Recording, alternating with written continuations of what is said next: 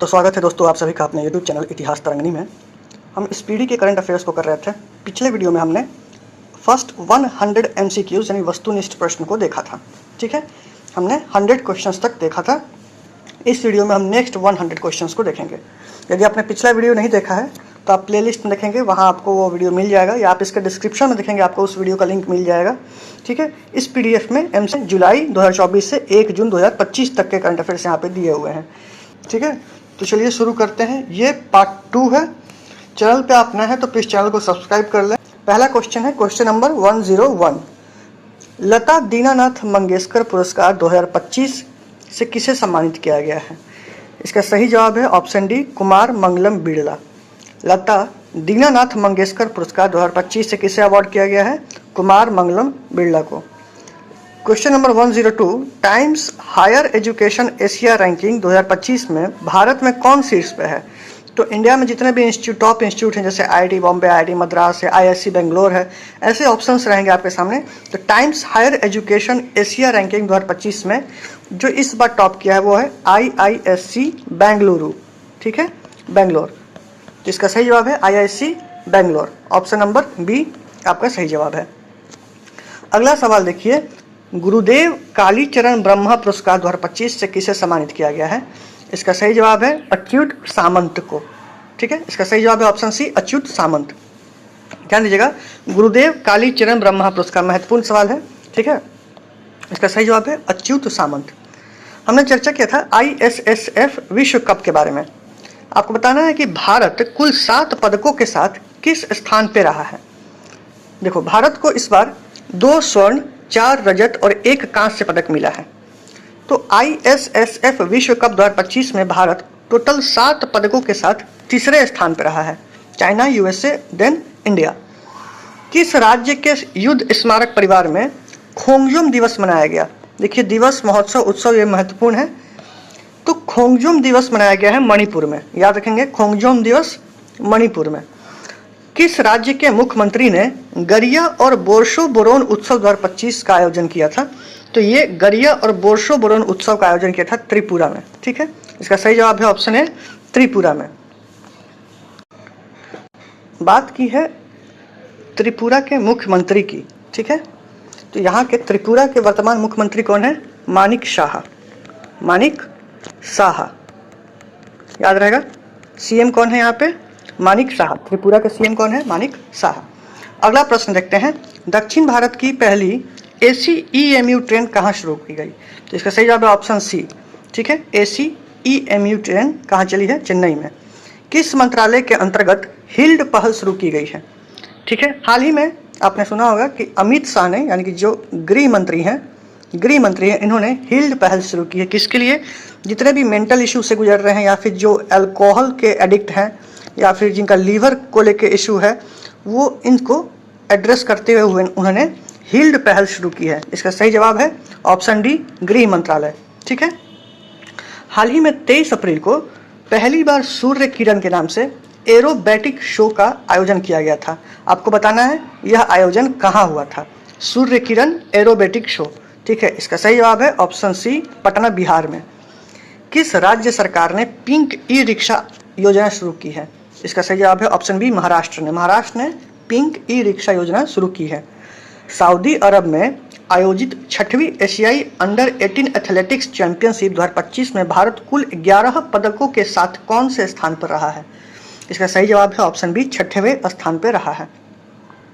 ठीक है, अगला है, दुनिया का सबसे ऊंचा ब्रिज हुआजियांग ग्रैंड कैनियन को किसने बनाया है? ऑप्शन है चीन, दक्षिण कोरिया, जापान या अमेरिका। इसका सही जवाब है ऑप्शन ए, चीन। ठीक है, दुनिया का सबसे ऊंचा ब्रिज हुआजियांग ग्रैंड कैनियन चीन ने बनाया है। अगला सवाल है, किसे गोल्ड हाउस गाला 2025 से सम्मानित किया गया है? इसका सही जवाब है ऑप्शन सी, प्रियंका चोपड़ा को हाल ही में गोल्ड हाउस गाला 2025 से सम्मानित किया गया है। किस मंत्रालय ने राष्ट्रीय कर्मयोगी जन सेवा कार्यक्रम की मेजबानी की? राष्ट्रीय कर्मयोगी जन सेवा। इसका सही जवाब है ऑप्शन सी, आयुष मंत्रालय। अगला सवाल देखते हैं, चर्चा में रहा थांगजिंग पहाड़ियाँ किस भारतीय राज्य में स्थित है? तो मणिपुर में स्थित है। ठीक है, इसका सही जवाब है ऑप्शन है मणिपुर। थांगजिंग पहाड़ियाँ कहाँ स्थित है? मणिपुर में स्थित है। अगला सवाल देखते हैं, गांव स्तर पे पुरावशेष सर्वेक्षण पूरा करने वाला पहला राज्य कौन बना? जो ग्रामीण स्तर पे जो आर्कियोलॉजिकल सर्वे है उसको पूरा करने वाला पहला राज्य कौन बना है? कर्नाटक। ठीक है। हाल ही में किस राज्य ने महिला संवाद योजना शुरू की है? तो बिहार ने महिला संवाद योजना शुरू की है। प्रोजेक्ट चीता के तहत बोत्सवाना से लाए जाने वाले 8 चीतों को किस वन्यजीव अभयारण्य राष्ट्रीय उद्यान में स्थानांतरित किया जाएगा? तो यह गांधी सागर राष्ट्रीय उद्यान में इसको स्थानांतरित किया जाएगा और ये मध्य प्रदेश में है। ठीक है, ये भी मध्य प्रदेश में ही है, जैसे कुनो था, ये भी मध्य प्रदेश में ही है। हाल ही में किसे यूनेस्को के मेमोरी ऑफ वर्ल्ड रजिस्टर में शामिल किया गया है? तो इसमें नाट्यशास्त्र और भगवत गीता दोनों को शामिल किया गया है Memory of World Register. Option D, A and B both. आगे देखते हैं, दुनिया का पहला पूर्णतः नवीकरणीय ऊर्जा से चलने वाला शहर कौन सा होगा? तो इसका सही जवाब है ऑप्शन ए, अमरावती। अमरावती पूर्णतः नवीनीकरण ऊर्जा से चलने वाला शहर बनने वाला है। ठीक है। भारत का पहला क्वांटम कंप्यूटिंग गांव कहाँ स्थापित होगा? तो इसका भी जवाब है अमरावती। ठीक है, क्वांटम कंप्यूटिंग गांव अमरावती में स्थापित होगा। हाल ही में कहाँ की शहनाई को GI टैग मिला है? इसका सही जवाब है ऑप्शन बी, बनारस। बनारस के शहनाई को GI टैग प्रदान किया गया है। अर्थव्यवस्था को बढ़ावा देने के लिए हरित क्रिप्टो करेंसी अपनाने की घोषणा किसने की है? इसका सही जवाब है ऑप्शन डी, भूटान। भूटान ने अपनी अर्थव्यवस्था को वृद्धि या तेजी देने के लिए हरित क्रिप्टो करेंसी अपनाने की घोषणा की है। 23वें विधि आयोग के अध्यक्ष कौन बने हैं? ये बहुत महत्वपूर्ण सवाल है। 23वें विधि आयोग के अध्यक्ष कौन बने हैं? तो इसका सही जवाब है ऑप्शन डी, दिनेश माहेश्वरी। दिनेश माहेश्वरी अगले 23वें विधि आयोग के अध्यक्ष बने हैं। किस महिला क्रिकेटर ने मार्च 2025 के लिए ICC player of the month का सम्मान जीता है?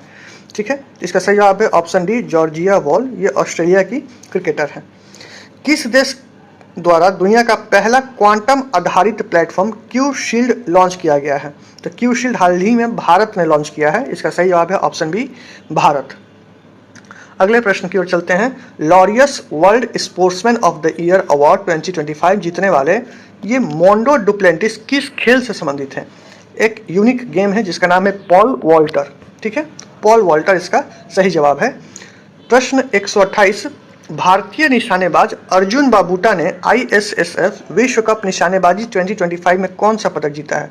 तो इस बार अर्जुन बाबूटा ने रजत पदक अपने नाम किया है, सिल्वर मेडल। ठीक है, अर्जुन बाबूटा ने रजत पदक अपने नाम किया है। बिहार की मेजबानी में महिला कबड्डी विश्व कप 2025 का आयोजन कहाँ किया जाएगा? तो बिहार में यह राजगीर में आयोजित होने वाला है महिला कबड्डी वर्ल्ड कप 2025। किस देश के राष्ट्रपति ने ईस्टर पर 30 घंटे के संघर्ष विराम की घोषणा की है?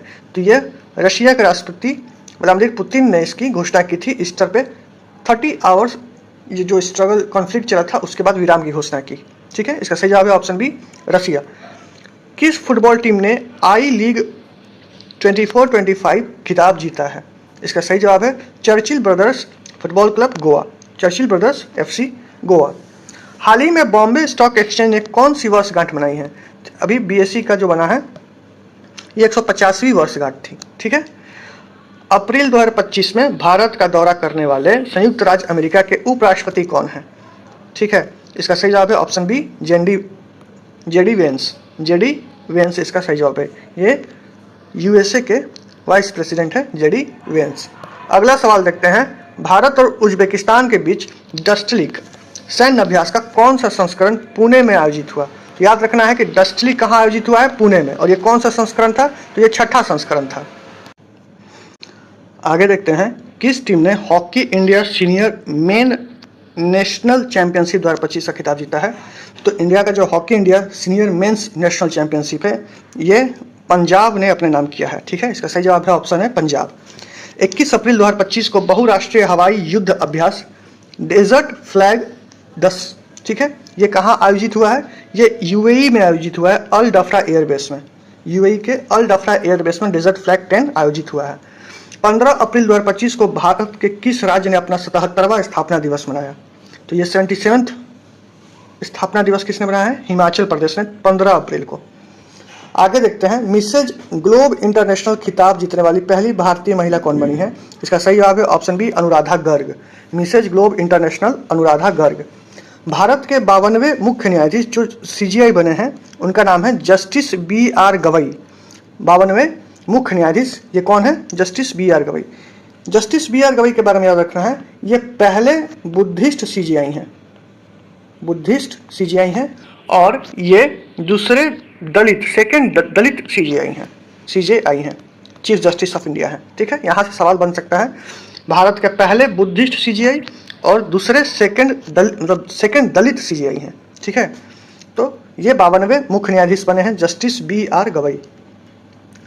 यूनेस्को के द्वारा हाल ही में कितने स्थलों को ग्लोबल जियो पार्क नेटवर्क में शामिल किया गया है? अभी रिसेंट न्यूज आया था, इसमें 16 स्थलों को ग्लोबल जियो पार्क नेटवर्क में शामिल किया गया है। इसका सही जवाब है ऑप्शन सी 16। 14 अप्रैल को किस महापुरुष की जयंती मनाई गई? डॉक्टर भीमराव अंबेडकर। 14 अप्रैल को किस महापुरुष की जयंती मनाई जाती है? तो डॉक्टर भीमराव अंबेडकर की। अगला सवाल महत्वपूर्ण है, इजरायली हमले में दोनों हाथ गंवाने वाले गाजा के फिलिस्तीनी लड़के जिसका नाम था महमूद अजोर की तस्वीर के लिए 2025 का world press photo of the year का अवार्ड किसे दिया गया है? समर अबू एलॉफ को। सही ऑप्शन है इसका ऑप्शन बी, समर अबू एलॉफ।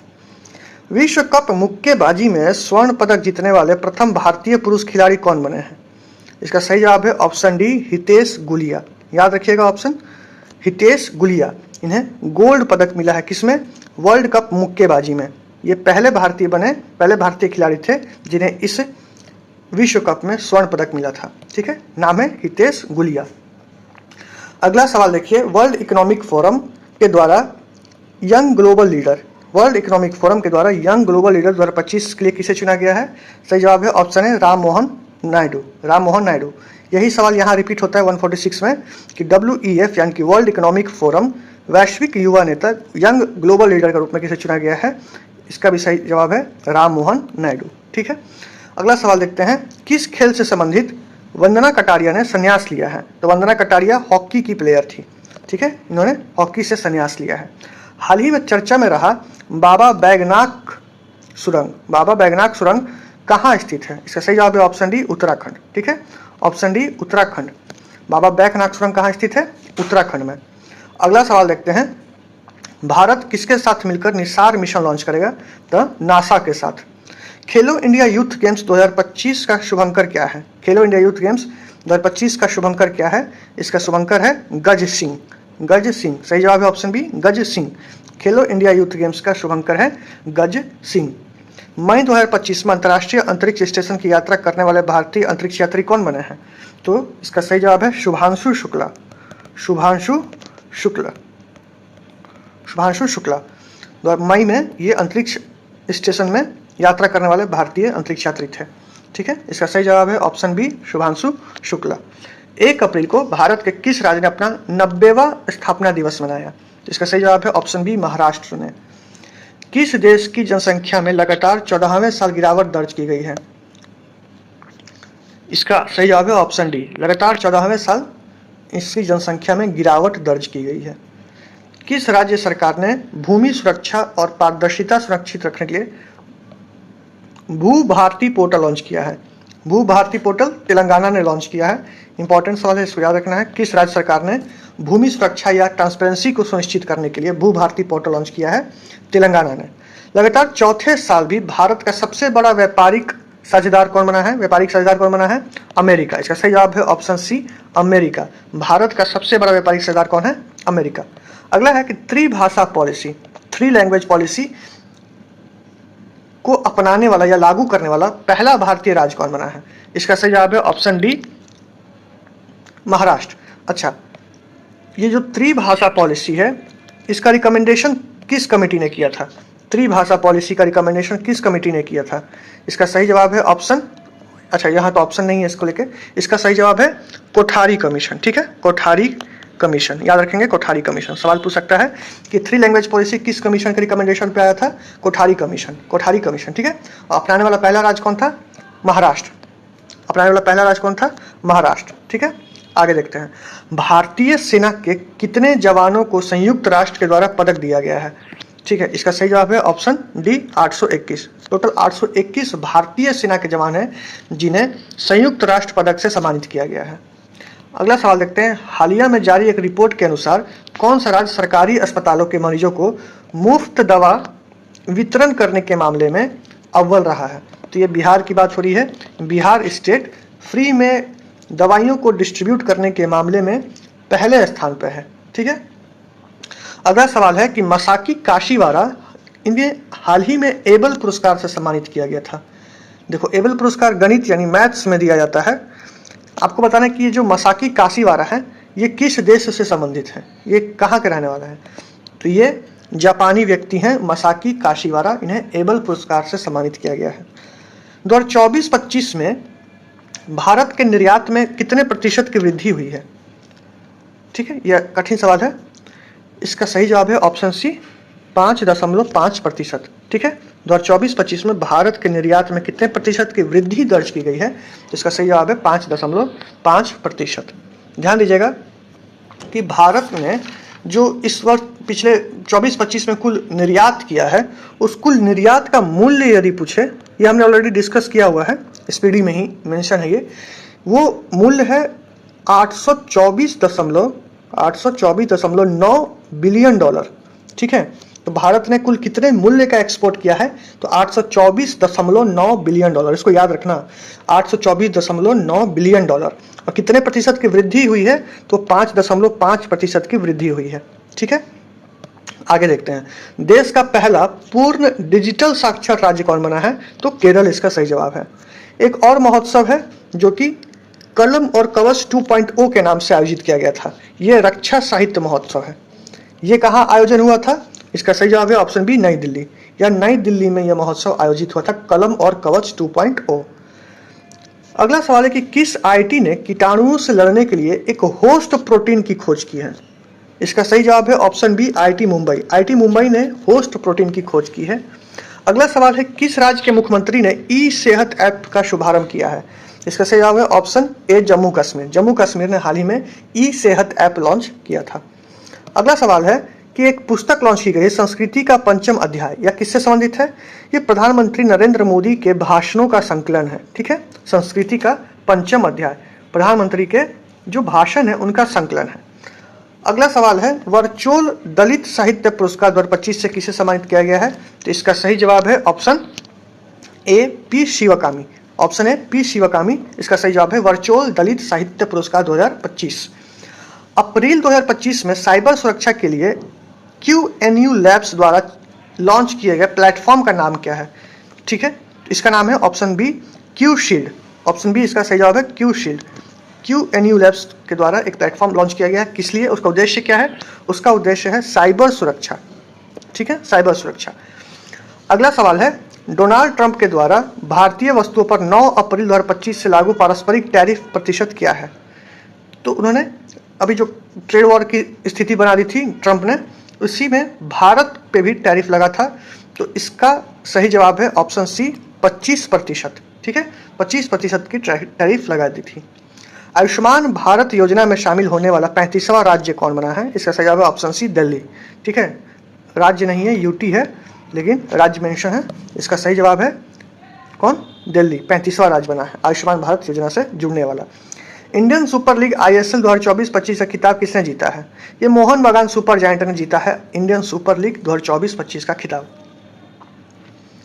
हाल ही में ट्रेन में बैंक ऑफ महाराष्ट्र के द्वारा देश का पहला ऑटोमेटेड टेलर मशीन ATM स्थापित किया गया है ट्रेन के अंदर।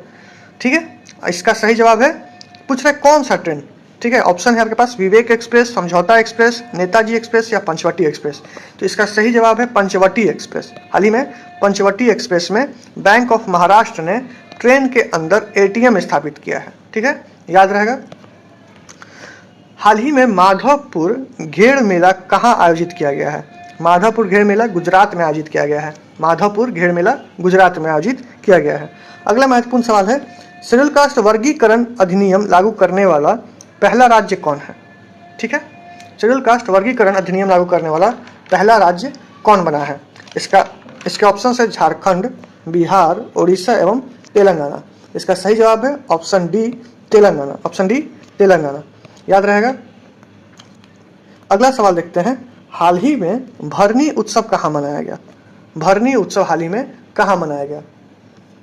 भरनी उत्सव हाल ही में कहाँ मनाया गया। उत्सव से सवाल लगातार आ रहे हैं, ठीक है, तो आप उत्सव को एक जगह करके याद कर लेंगे। इसी में पेज नंबर 10 पे दिया हुआ है उत्सव महोत्सव, वहाँ से आप इसको याद कर लेंगे, ठीक है। तो भरनी उत्सव हाल ही में मनाया गया है केरल में, इसको याद रखेंगे। भरनी उत्सव कहाँ मनाया गया है? केरल में। किसे लीजेंड्स ऑफ एंडोस्कोपी पुरस्कार से सम्मानित किया गया है? तो लीजेंड्स ऑफ एंडोस्कोपी से डी नागेश्वर रेड्डी को सम्मानित किया गया है। वर्ष 2024-25 के लिए किस राज्य ने सबसे अधिक वास्तविक आर्थिक विकास दर हासिल की है? तो इसका सही जवाब है तमिलनाडु, ठीक है। तमिलनाडु ने सबसे अधिक वास्तविक आर्थिक विकास दर हासिल की है। अगला सवाल देखते हैं। हाल ही में एशिया के पहले vertical lift span railway bridge जिसका नाम है पंबन ब्रिज का उद्घाटन कहाँ किया गया है? यह किया गया है तमिलनाडु में। इसका सही जवाब है ऑप्शन बी, तमिलनाडु में पंबन ब्रिज। ये 2.08 किलोमीटर इसकी लंबाई है, ठीक है, 2.08 किलोमीटर।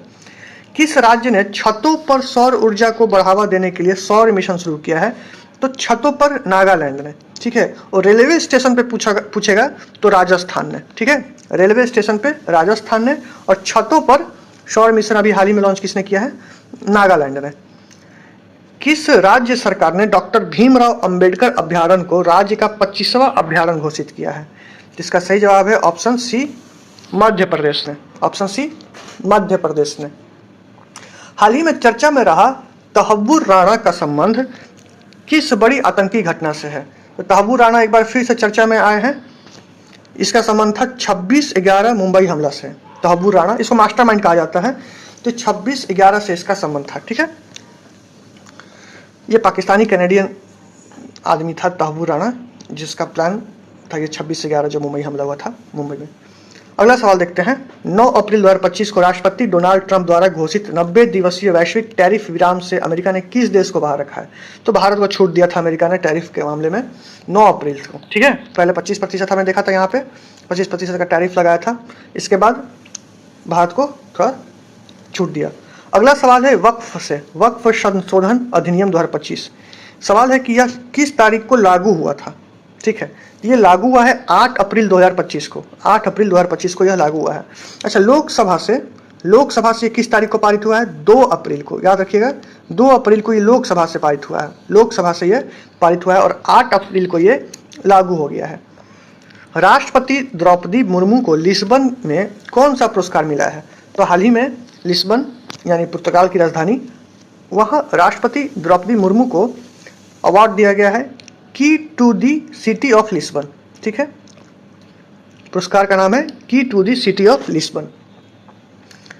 अगला सवाल है किस राज्य के सभी मदरसों में एनसीईआरटी पाठ्यक्रम अनिवार्य कर दिया गया है? तो एनसीईआरटी पाठ्यक्रम को अनिवार्य कर दिया गया है उत्तर प्रदेश में, ठीक है। सभी मदरसों में लागू कर दिया गया। अगला सवाल है श्रीलंका द्वारा पीएम मोदी को दिए गए सर्वोच्च नागरिक पुरस्कार का नाम क्या है? तो हाल ही में श्रीलंका ने पीएम मोदी को अपने हाईएस्ट सिविल ऑनर से सम्मानित किया था, उसका नाम है Mitra Vibhushan. Option B will be correct answer, Mitra Vibhushan.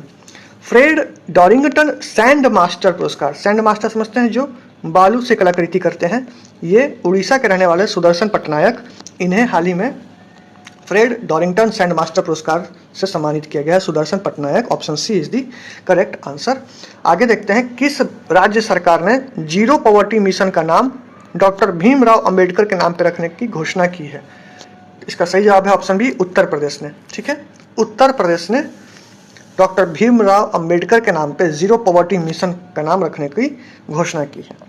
अगला सवाल देखते हैं कि हाल ही में 6ठा बिम्स्टेक शिखर सम्मेलन का आयोजन कहाँ किया गया? आपको इसका संस्करण याद रखना, ये 6ठा बिम्स्टेक शिखर सम्मेलन है जिसका आयोजन थाईलैंड बैंकॉक में किया गया है। T20 में 100 अर्धशतक पूरा करने वाले पहले भारतीय कौन बने हैं? इसका सही जवाब है ऑप्शन बी विराट कोहली। देखिए, भारत में जन्म के समय लिंगानुपात 918 से बढ़कर कितना हो गया है? तो वर्तमान में यह हो गया है 930। 918 से लिंगानुपात बढ़कर कितना हो गया है? 930। ऑप्शन सी इसका सही जवाब है, इसको याद रखना। अगला है कि नोमैड कैपिटलिस्ट पासपोर्ट इंडेक्स में कौन शीर्ष पे है? तो इसका सही जवाब है ऑप्शन ए आयरलैंड। हाल ही में किसे राष्ट्रीय युवा पुरस्कार से सम्मानित किया गया है? तो राष्ट्रीय युवा पुरस्कार से आकर्ष श्रॉफ को सम्मानित किया गया है। Option A will be the correct answer. Aakarsh Shroff राष्ट्रीय युवा पुरस्कार से सम्मानित किया गया है। अगला सवाल है अंतर्राष्ट्रीय आपराधिक न्यायालय से हटने वाला पहला यूरोपीय देश कौन बना है? तो इसका सही जवाब है ऑप्शन सी, हंगरी। हंगरी हाल ही में अंतर्राष्ट्रीय आपराधिक न्यायालय इंटरनेशनल कोर्ट ऑफ जस्टिस नहीं है, आपराधिक न्यायालय है, इससे हटने वाला यूरोपीय देश कौन बना है? हंगरी। ठीक है। नीति आयोग के द्वारा जारी राजकोषीय स्वास्थ्य सूचकांक में कौन शीर्ष पे रहा है? नीति आयोग ने हाल ही में राजकोषीय स्वास्थ्य सूचकांक जारी किया है। इसका सही जवाब है ऑप्शन बी, उड़ीसा। ठीक है। नीति आयोग ने यह रिपोर्ट जारी की थी, राजकोषीय स्वास्थ्य सूचकांक। किस राज्य सरकार ने पिछड़े बच्चों के लिए 100% स्कॉलरशिप का ऐलान किया है? तो ये हरियाणा सरकार ने यह घोषणा की है कि पिछड़े वर्गों के लिए, जो पिछड़े वर्ग के बच्चे हैं, उनके लिए 100% स्कॉलरशिप का प्रावधान किया जाएगा। अगला है कि दिग्गज अभिनेता मनोज कुमार का वास्तविक नाम क्या था? इनका हाल ही में निधन हुआ है, तो इनका रियल नेम था हरिकृष्ण गिरी गोस्वामी। हरिकृष्ण गिरी गोस्वामी। रेलवे स्टेशन पर सौर ऊर्जा, हमने अभी चर्चा की थी कि रेलवे स्टेशन के बारे में पूछेगा, तो रेलवे स्टेशन सौर ऊर्जा पर स्थापित करने वाला कौन है? तो राजस्थान। ठीक है। शीर्ष स्थान पर है राजस्थान। भारत में देश भर में कुल कितने एकलव्य मॉडल आवासीय विद्यालय खोलने का लक्ष्य रखा है? एकलव्य मॉडल आवासीय विद्यालय खोलने का लक्ष्य रखा है कुल 728।